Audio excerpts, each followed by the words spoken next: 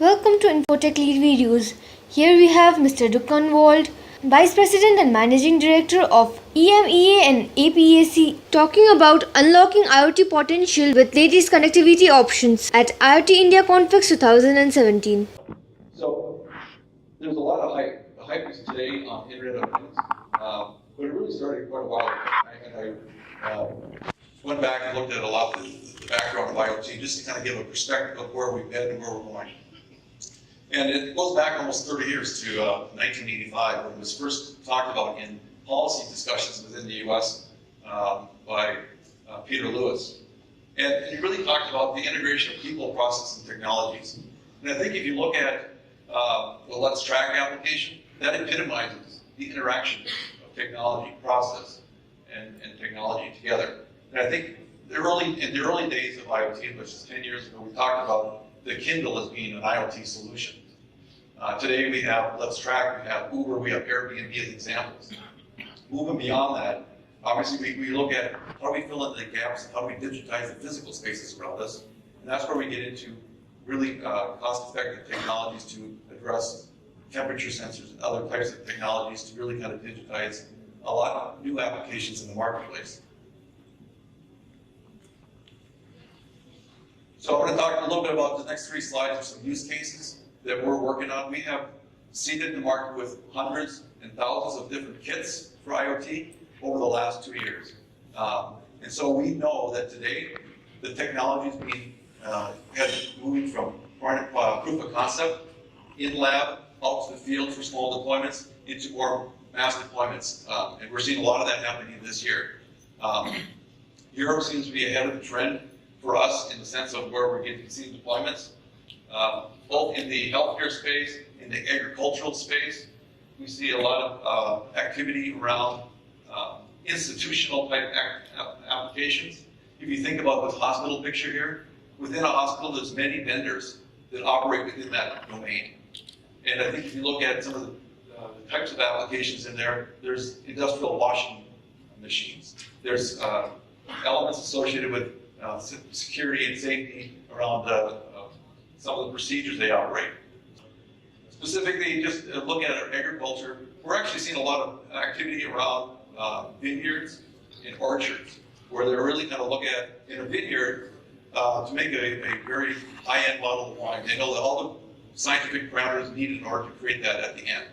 So if they can manage some of the inputs, they can optimize the output and maximize their revenue with the crop. They can predict what their crop's going to look like at the end. So we're seeing a lot of activity within vineyards, monitor that, within animal husbandry, as far as farms, agricultural farms, equipment monitoring, all the different elements associated with the management of large-scale operations.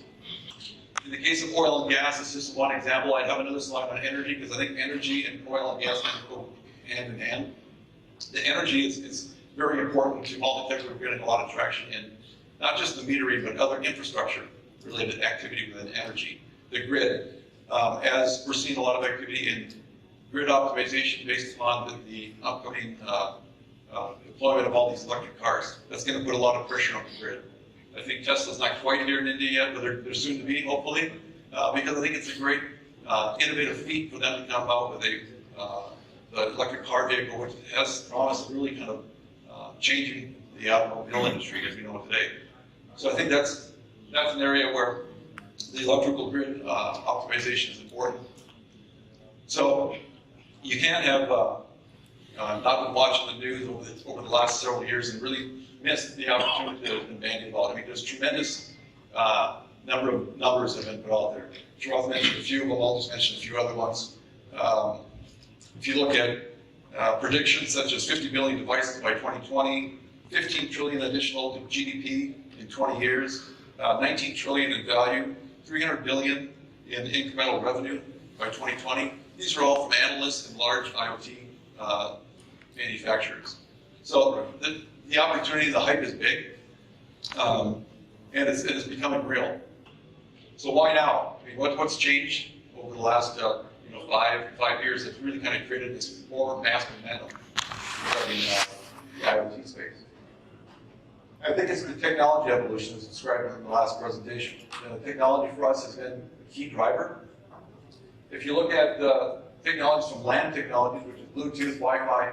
They represented, more higher bandwidth or shorter range technologies. And then you also had considerable battery consumption.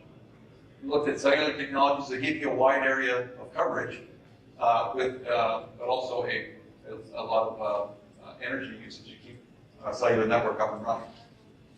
When you get into low power WAN, that's where things get very interesting. When you're just connecting sensor data, when you're connecting things that only communicate intermittently, and you want to operate those on batteries for a long period of time. And these technologies are what's front and center as far as what's driving a tremendous amount of new use cases. There was a quick discussion about water, how water is under represented in the technology space. LoRa has been one of the early use cases of LoRa. Is now you can start looking at how do you use technology in your water assets or to do things with water that you couldn't do before. It's more cost effective, the networks are lower cost, and the maintenance and management of it are lower cost, and makes the business case reasonable. So, whether it's water meter reading to water management as far as even distribution of water, managing that natural resource is important, and now it can be done with cost effectively with LPWA technology. If you dimension it out by a standpoint of energy consumption, data rate, and wide area coverage, you can see that if your focus is on energy consumption but range, then LPWA hits the target market. If you're looking at energy consumption and data rate, you're going to have to go with shorter range type technologies. And if you look at data rate versus range, again, you've got the traditional cellular coverage, which gives you a broader range and the higher data rates. So I think based upon the use case, you have to dimension out what are your priorities as far as the bearer technology, as far as how to get data from one point to another point.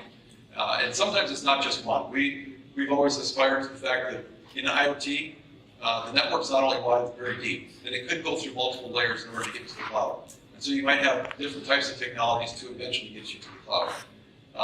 Unfortunately, what the complication is today is that there's probably no one service provider or one channel partner that can say, here's a solution for street lighting, here's a solution for bin monitoring.